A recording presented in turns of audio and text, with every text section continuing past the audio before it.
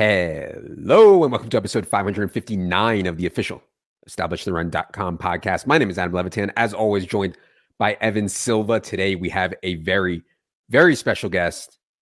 This is a young man who is actually the identical twin to Brian Daboll, a young man who came on the show last year and begged everyone to take Justin Jefferson Offensive Player of the Year 30-1. Shout out to him. It is indeed our awards market grinder, Ryan Reynolds of ETR and the 33rd team. Ryan, Daboll, how's it going? Good, man. Thank you for donning me as the Giants head football coach's doppelganger. And as always, guys, I look forward to my annual stop on the Evan and Adam show. Yes, Daboll did come home with Coach of the Year. We'll get to that market a little bit later. Evan, how's it going today?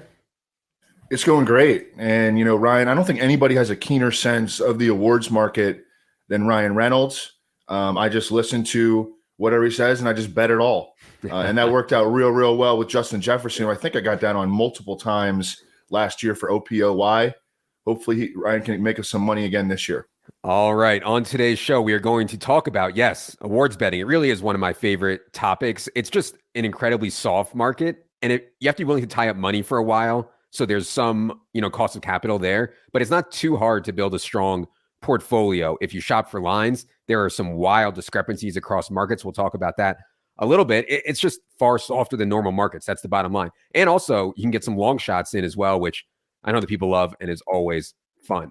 Before we get into it here today, reminder that the PGA Championship, golf's second major, starts on Thursday. Our projections will be live Wednesday. You can check out the full content schedule on the site. Also, reminder, if you're playing DFS golf or any other sport, the best optimizer by far is the Solver. ETR subscribers who add on the Solver get our projections auto-synced into the software so you can build optimal lineups from there based on any rules or settings you would like.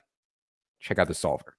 All right, let's get into it here with the MVP, Ryan. And MVP is not a market lately in the last, 2-3 years that I have been too keen to attack, because I feel like the books know what's up now. Like, they were so dumb before listing running backs and wide receivers. Now they know a quarterback is going to win, and it's going to be on a quarterback on a team that wins 12 or more games, likely more than 12 games. So there just aren't that many guys who fit that criteria, and therefore it's hard to find good value in the MVP market, in my opinion. I do have some ideas we can talk about, but generally, Ryan, what do you think about the MVP market?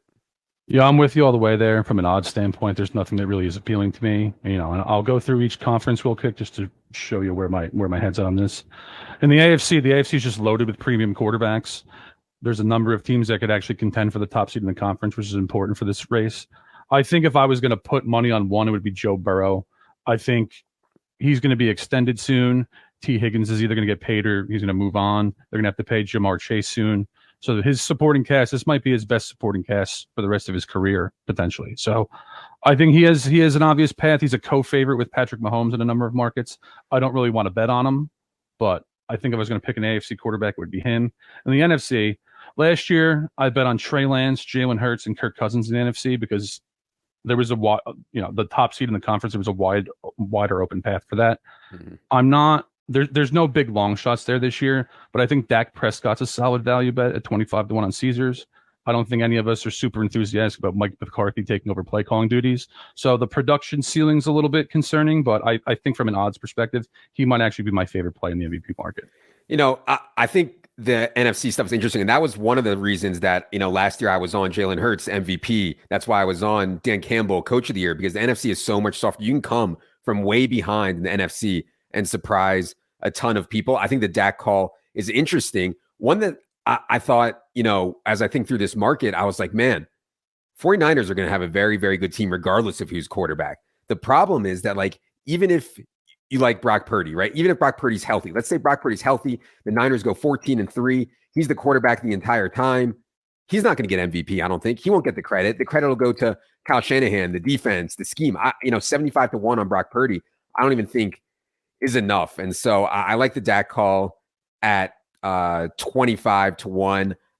There's not a lot else out there. I thought Geno Smith at 45-1 and Derek Carr at 45-1 were worth at least mentioning, but I would not bet those. I do think those teams will outperform expectation, but I don't think they're going to be elite enough to actually win the MVP award. Remember, last year, Jalen Hurts had an absolutely incredible year. Eagles had incredible, and he still didn't win it.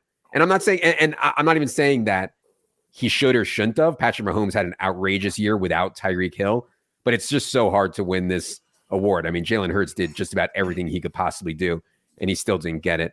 Evan, any thoughts on this year's MVP market? Yeah, I was going to bring up Geno Smith at, I don't know where, it depends where you look, but 35 to 1, 45 to 1. Yeah. Tyler Lockett is back. DK Metcalf, I think, is better than he showed last year, actually.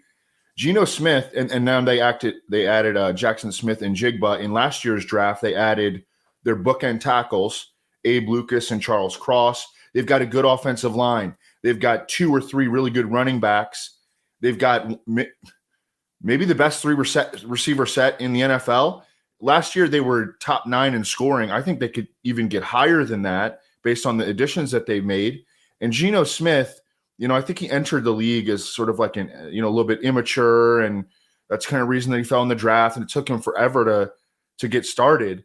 And then last year it was like, is he ever going to slow down? It was week 6. Is he going to slow down? No. Week 8, week 10, week 14. He played well all season, and now he has better weapons cast around him. So, and his second full year as the starter in this offense. So, I don't know. I really like Geno Smith as a long shot. Yeah, and I took some Seahawks to win that division. I forget the number that I got, but it was 350 or 400 or something like that. I definitely think that's super live. Geno was going to have to win 13, 14, 15 games, I think, for him to be in the conversation here. You're asking a lot, but I would just encourage people to, when you're thinking about MVP, it's a quarterback and someone that's going to win 13, 14, 15 games, period. And even then, that still might not be enough, aka Jalen Hurts. And I wanted to ask a question to Ryan about this. So I've seen like the PFF analysts, they try to use like advanced metrics to and analytical metrics in order to project who the MVP winner might be. And historically, quarterbacks who produce a lot of EPA, expected or points added, their points added metric.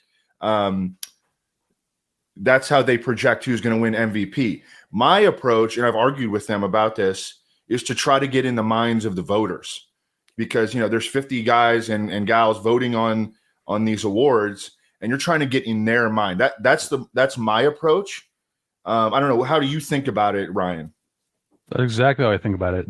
Who we think is going to win MVP doesn't matter at all. It's whose voters going to vote for. That's the same across all awards markets. And over at the 33rd team this summer, I'm going to do what I can to try to maybe interview one of the voters on this award to see how they approach these things. So I'm with you there, man. All right. Let's go to Offensive Player of the Year. This was the big hit last year, 30-1 on Justin Jefferson. Typically, and this award goes to non-quarterbacks these days. Not always, but typically. I think that there is definitely some long shots to think about here, because this is kind of like a fantasy-esque award. So this is kind of like in our wheelhouse. Start thinking about range of outcomes for guys like Tony Pollard at 50-1. Range of outcomes for guys like Nick Chubb at 40-1. Like, those were really interesting to me. Ryan, how do you think generally about Offensive Player of the Year? And then what do you think about this year? Yeah, I'm with you there. I treat this as, I'm going to bet on my favorite skill position player award. Last 4 years, three of the winners have been wide receivers. The other one was a running back. So like you said, quarterbacks do sometimes win this award, but it seems to be trending more as a skill position award. For me, I was very unhappy with Jamar Chase's opening at ADP on Underdog in February. Him going second I was very, very unhappy about that. Because I also knew his odds in this market were going to be limited at best. And, you can get him at 14-1 right now in FanDuel. I think he's going to win this. But again, I'm not super enthusiastic about betting at someone at 14-1 in the season-long award in May. That said, I think there's a good underdog bet here. CeeDee Lamb, 60-1. He was top 10 in pretty much every relevant production metric for wide receivers last year, and plays for the national brand of the Dallas Cowboys. I think there's a lot of upside there. Yeah, I think CeeDee at 60-1 is interesting. I also would not take 14-1 at this point. There's so much that can happen over the course of a season to lay. And I know 14-1 doesn't sound like short odds, but in this market, those are short odds. I agree with Ryan. 60-1 on FanDuel for CeeDee is a good long shot. Let me just make the case for Nick Chubb here real quick.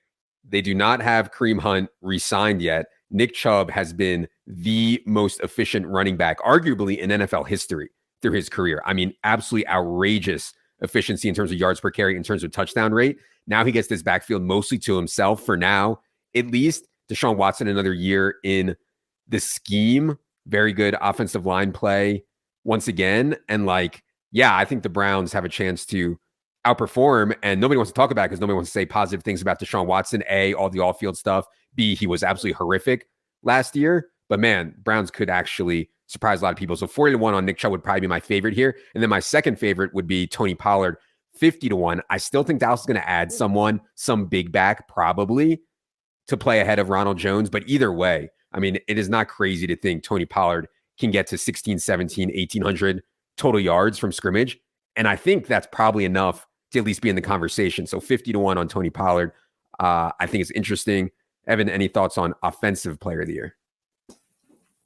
Well, I will say that as I was doing my top 150, and we're about to record a podcast covering that right after this, that'll be out very soon, I could not get Nick Chubb high. Like, I couldn't get him high enough. I mean, you look at his situation, look at how the Browns have built up their defense. I think they're a top 10 roster in the NFL. That's going to contribute to running back friendly game scripts. And he's got the backfield like all to himself right now. They've got a great running scheme. I like their offensive line. And as you mentioned, Deshaun Watson, I mean, like, the arrow can only go up from how he performed last year. So I think the Browns have a chance to be really good. I saw somebody the other day predicting that the Browns would finish fourth in the division. I was like, come on, dude. Like, the Browns have a chance to be really, really good, and he has a chance to be their offensive centerpiece. So I really like that suggestion. And he's a guy that I think I'm going to be drafting a lot of this year. Whereas in years past, because of his shortage of passing game involvement, because of the fact that he's really never been like a 20, 25 carry per game workhorse, I think he could be that this year. I think he's the favorite to lead the NFL in rushing. I mean, I love that call. Yeah, Nick Chubb for sure. And I do think that like his pass game role did expand a little bit last year. He caught 27 balls, including 5 receptions in the final game. He also had another 3 reception game from Deshaun Watson mixed in there. So like, he's not dead to contribute in the pass game. I don't think they just have not used him there very much lately. Let's go to defensive player of the year. Shout out Penn State. I know Ryan likes Micah Parsons here. Who doesn't like Micah Parsons? Dude is an absolute beast.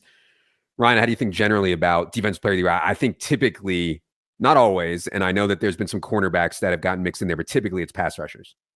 Yeah, it's pass rushers for a contending team, generally speaking. It's more or less the MVP for defensive players. And like you said, Micah Parsons is my favorite option. He's a co-favorite with Myles Garrett. He's already probably the biggest defensive star in the league. He's at least right in the top 3. He's moving full-time to defensive end this year, so he's going to get more reps as a pass rusher. Cowboys have gone 12-5 in back-to-back years. Checks off every box. I expect him to probably be a little bit below plus 500 before opening day. That said, I have 2 interesting long shots that I think are underpriced. Joey Bosa on the Chargers at 50-1 and Bradley Chubb from the Dolphins at 100-1. Both of these guys were top 5 picks, pass rushers on contending teams. I'd have their odds half of where they are if I was an odds maker. Yeah, and I think that those are both very good calls on excellent pass rushers on good teams at really long odds. Evan, any defensive player of the year thoughts? I think that Jalen Ramsey is somewhat interesting. I'll tell you what, though. What do you think about DBs versus pass rushers, though? Because I feel like the DBs just they don't get there as often. Exactly. It is rare for a cornerback or safety to win defensive player of the year. Not impossible, but rare. Yeah, I feel like they're going to defer to the pass rushers. I don't know. I might even cross a lot of DBs off the list. The last one to win it was Stephon Gilmore in 2019 when he had that outrageous number of interceptions. Other than that, it's been Nick Bosa, TJ Watt, Aaron Donald, Khalil Mack, JJ Watt, Luke Kuechly, JJ Watt, Terrell Suggs. And then you get back to 2010, Troy Polamalu, Charles Woodson. Those were the last DBs to get in. And you remember when Trayvon Diggs had that massive interception year? I think Ryan was on him that win, and he almost won, but he didn't. Yeah, I sure was. Yep. All right, let's move on to my favorite awards market, Coach of the Year. This is a wild market every year because, like, halfway point last year, or even 3/4 of the way through, how could you think that it doesn't go to Nick Sirianni? Like, they were undefeated for a long time, and then he just gets caught at the end by Brian Dable. It's like the way to think about this award is what is the least talented team that's going to win the most games, right? And the Eagles were just too talented for Sirianni to end out win the award. I was all in last year on Dan Campbell. I had so much on Dan Campbell, 60-1. I was like, God. And now he's the favorite. I mean, just to stick the needle in me even harder, this year they open him up at plus 850 as the favorite. I will not be taking Dan Campbell at plus 850. But anyways, Ryan, what do you think about Coach of the Year? Yeah, this is a wild race. I generally treat it as, it's an exceeds expectations award. But one thing I'll add for our listeners here is there's huge swings in this market late in the year, more than any other race. Like someone can be 40-1 in week 15 and end up being 3-1 and heading into the final week. Yeah. That said, what I look for at this point is I look for teams that finish below 500 that got better or have an easy schedule, ideally both. I bet on Matt Eberflus a few weeks ago for that reason. I think the Bears got better. I think they have sneaky wild card potential. But I got him at 18-1. He's 12-1 now. So we don't like bad lines here, so we can't do that now. That said, I do like Arthur Smith. He's 25-1 right now. I think he should be right in that 12-1 cluster in like the top 5 favorites in this race. Atlanta was sub 500 last year. They're in the most winnable division in the league. They improved their roster significantly this offseason. I also like Sean Payton a little bit, but not at his current price. And I think we should keep our eye on Dennis Allen, too, for the same reasons we're thinking about Arthur Smith. Yeah, I like Arthur Smith, man. And I don't like Arthur Smith, obviously, as a fantasy coach, but I think the Falcons are going to win a lot of games this year. I really do think the Falcons are going to win 9 or 10 games this year. Maybe that's not enough for him to win the award, but it'll at least put him in the conversation. I saw Arthur Smith down to like 16, 15-1 in some spots. That 25-1 is on DK. I doubt that lasts long on Arthur Smith. Evan, any thoughts on Coach of the Year? Yeah, it's hilarious that Andy Reid, the returning Super Bowl coach, has the longest odds of any coach to win NFL Coach of the Year. Yeah, at 50-1. That's kind of wild. At the same time, like I don't think I'd bet it. Nope, because he's not hitting the criteria that we're talking about here. Doug Peterson, the Jaguars they were pretty decent last year. They snuck into the playoffs. I think he actually kind of made a little bit of a run at the end for Coach of the Year consideration. 22-1 on DraftKings. I think he's really liked by the media, and I think that the Jaguars have a chance to take a pretty sizable leap. Their pass catcher core looks a lot better with Calvin Ridley in there.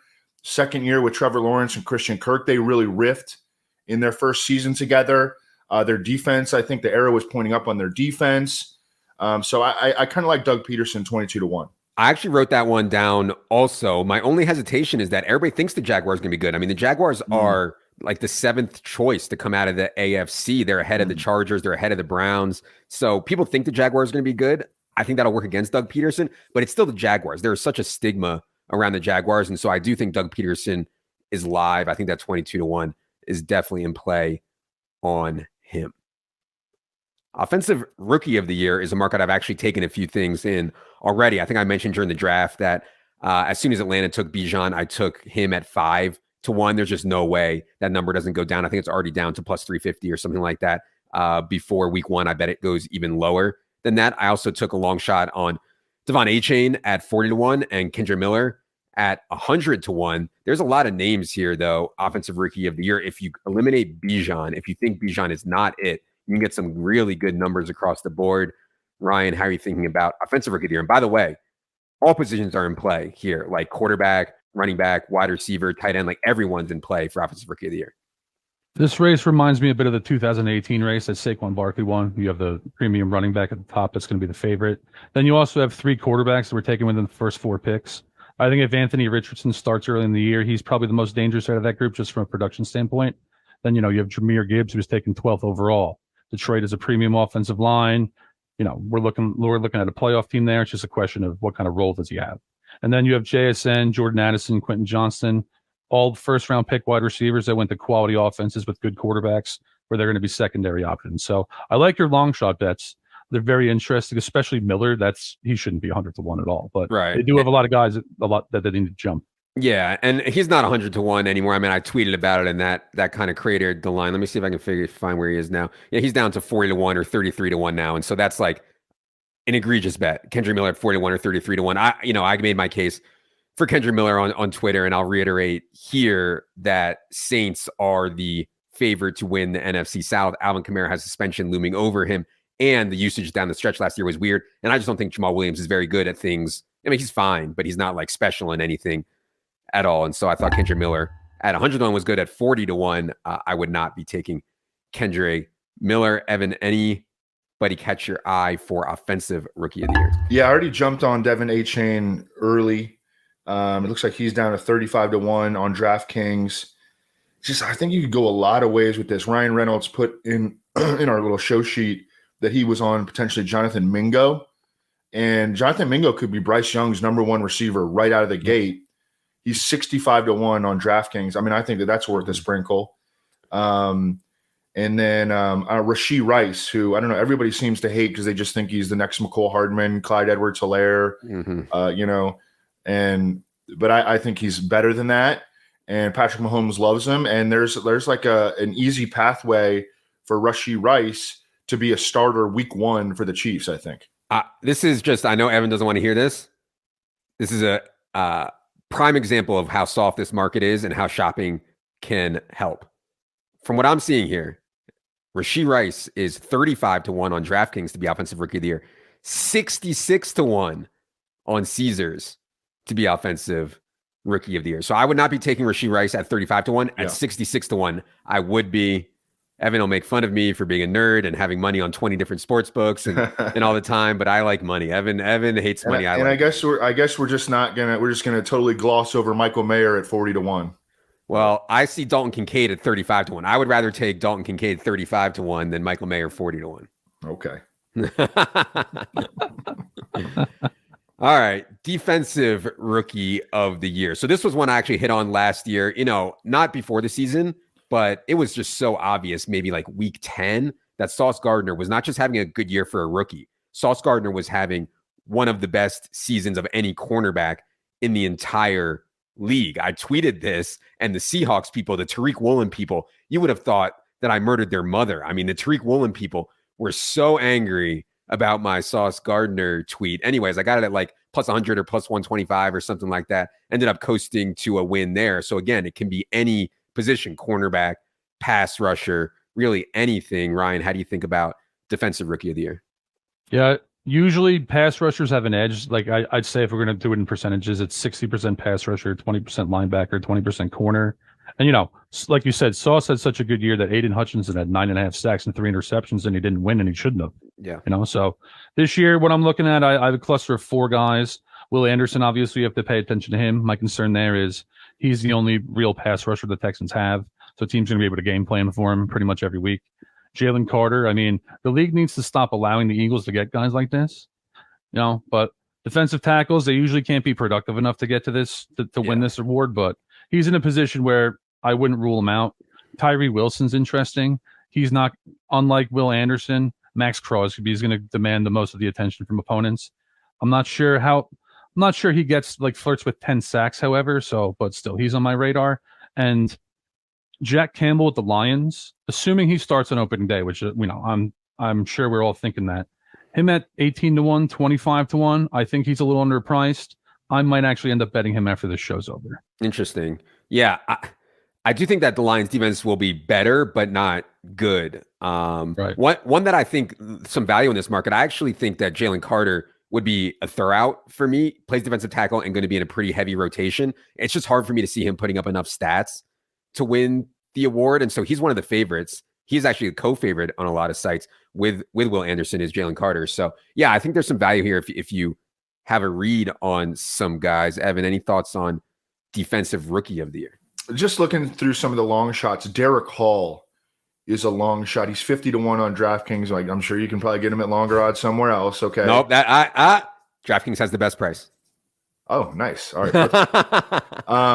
The Seahawks took him. All right. So we talked about this, I think, after day 1 of the draft, that the Seahawks have built up their secondary and they just need guys who can rush the quarterback. And that's what they did very early on day 2. They took Derek Hall ahead of some more highly touted pass rushers. I mean, Isaiah Foskey, BJ Ojulari, Keon White, who a lot of people thought was going to be a first-round pick. And I think that Derek Hall is going to step right in as a starting edge player for Seattle on a team that needs a guy who can get after the passer. So if this guy can somehow, and I also think that the Seahawks can be good, and he's going to have support on that back end because of how well they built up their secondary. So I think that him as a long shot, Derek Hall out of Auburn, edge rusher for Seattle. Okay, interesting. Final market I want to talk about is comeback player of the year. And this is so interesting because it all centers around the Damar Hamlin situation. On DraftKings, they have made Damar Hamlin minus 650 to be the comeback player of the year. In my opinion, that is an absolutely egregious line. We don't know for sure that Damar Hamlin's going to come back and play. We don't know for sure he's going to play the whole season. We don't know he's going to play well. We don't know he's going to be a rotation player. We don't know a lot. Minus 650 is so absurd. This is minus 150 on Caesars. And so I think the better place to bet this market is on DraftKings because the 650 is so egregious. 25 to 1 on Russell Wilson, 25 to 1 on Cooper Kupp, 25 to 1 on Tua Tagovailoa, 30 to 1 on Matthew Stafford, 35 to 1 on Breece Hall, 50 to 1 on DeAndre Swift, 50 to 1 on Sam Darnold. I could keep going, and you get incredible prices on all these guys because of how inflated this Damar Hamlin price is. So this is a really unique situation here. I don't have any specific takes on exactly what Damar Hamlin's status is, if he's going to play, how well he's going to play, etc. But I do have takes on some of these other guys who should at least be in play. Ryan, what do you think about comeback player of the year? Yeah, not only is this an abnormal market because of the Damar Hamlin situation, which I think parallels Alex Smith coming back from his leg injury. When he made his first start for Washington that season, he instantly became the favorite. So I am very concerned about that, where if Hamlin just plays at all, it's him. That said, like normally, like 2 years ago, for instance, we were talking about Dak and Joe Burrow. Like those were the two primary competitors in this race. Last year, Geno Smith was an emerging quarterback late, but there wasn't really a quarterback. Quarterbacks actually win this race more often than not. And there's just so many guys that have a path. That said, I think Russ and Tua are in two very interesting positions because their teams could be competitive too. Yeah, we hit this one last year with Geno Smith, started getting it around 10 to 1, ended up closing as the heavy favorite. Evan, any thoughts on comeback player of the year? The one that I think, I mean, if Tua, I know Tua is one concussion away, but he was playing at like an MVP level last year before the concussion. Yeah, and I mean he lost nothing. I don't want to say bad things about Damar Hamlin. I mean, I'm rooting for him big time. I bought one of his shirts, like I wish the absolute best for him. He's not even a projected starter right now. Yeah. Okay. They've got Jordan Poyer and Micah Hyde is coming back. So I saw someone tweet the other day that Damar Hamlin has already won comeback player of the year. And I was like, that person kind of doesn't know what they're talking about or hasn't looked into it like whatsoever, because there is definitely a chance that Damar Hamlin, and they signed Taylor Rapp. So, I mean, if Damar Hamlin ends up as the Bills' fourth safety and a special teamer, I don't think he's going to win comeback player of the year. Yeah. Yep. And I know that there will be some people that vote for him if he just flat out gets on the field, period. Yeah. But if he's not a starter, I mean, it's going to be real hard to justify a vote for Damar Hamlin. I just wanted to make the case for Sam Darnold real quick, real similar to the Geno Smith thing, left for dead. And then people are saying, oh, what's Sam Darnold coming back from? Sucking? That's exactly what Geno Smith came back from when he won the award, sucking. And Sam Darnold, if he gets the starting job, which I don't think is crazy, Evan and I have talked about this already, he's going to win games. Like Sam Darnold, Nick Mullins was a good distributor for Kyle Shanahan. Sam Darnold is going to win games. And so I think that Sam Darnold 51 is in play. DeAndre Swift, what's he coming back from? The Lions hating him, but 50 to 1 on DeAndre Swift, likely starting running back in the best offensive line and run game in the NFL. Breece Hall coming back from the ACL is always a story. And Matthew Stafford, I mean, I talked about this on Market Monday. Matthew Stafford is 1 year removed from going to the Super Bowl and throwing for 41 touchdowns and 4,800 yards. Then he has the elbow issue. He sucked last year, gets Cooper Kupp back, 30 to 1 on him. But yeah, and Cooper Kupp I think is interesting too, 25 to 1. All he has to do is do what he did 2 years ago, and he will win this award coming off of the injury. I love that market, man. God, if I had a live DraftKings account, which unfortunately I don't, but if I did, I would be blasting. I might have to log in as Evan or something like that to fire the comeback player of the year. All right. That is going to do it for our first look at the awards market. I love talking about this stuff. Maybe we'll do it one more time before the season starts. And then during the season, for you guys who were following last year, we did this show every other week where we talked to Ryan about the awards. And in season, there's stuff that lags. There's huge gaps between books. The portfolio starts now, but it does not stop until literally like week 16. And so I'd encourage people, if you're into this stuff, to track it all year. That's going to do it for this edition. Ryan, tell the people where they can find you and all your work. I'm at Ryan Reynolds NFL on Twitter. Do a ton of content at the 33rd team. Going to do awards market content here again as well. I don't own the Wrexham soccer team though, so stop tweeting me about that. Yes, different Ryan Reynolds. An uglier version of Ryan Reynolds owns the Wrexham soccer team this year. And hopefully you can get out of prison soon, because it appears in the background that you are in there with Billy Walters. Yes. For those of you watching on YouTube, Ryan's background looks like he's about to be executed. But okay, besides that, it's good. Follow me on Twitter at Adam Levitan, all one word. Evan is at Evan Silva, all one word. For Ryan, for Evan, for producer Luke, I am Adam. Good luck, everybody.